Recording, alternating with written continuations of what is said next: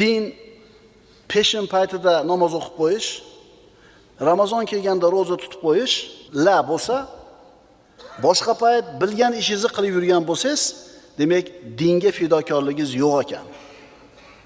Din faqat Ramazonda roza tutib qo'yish, Qurbon hayit kelganda hayit qurbonlik so'yib qo'yish, namoz vaqti bo'lganda namoz o'qib qo'yishlar emas.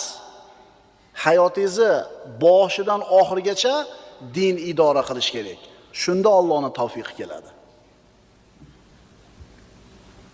Bandani qalbi Allohga bo'lgan iftiqor bilan to'lishi, o'zini aqliga suyanmasligi, o'zini quvvatiga, puliga suyanib qolmasligi, o'zini ojizligini tan olishi, zaifligini tan olishi, ilmsizligini tan olishi, Robbisini qo'llab-quvvatlashligiga muhtoj ekanligini his qilishi tavfiqning sabablaridir.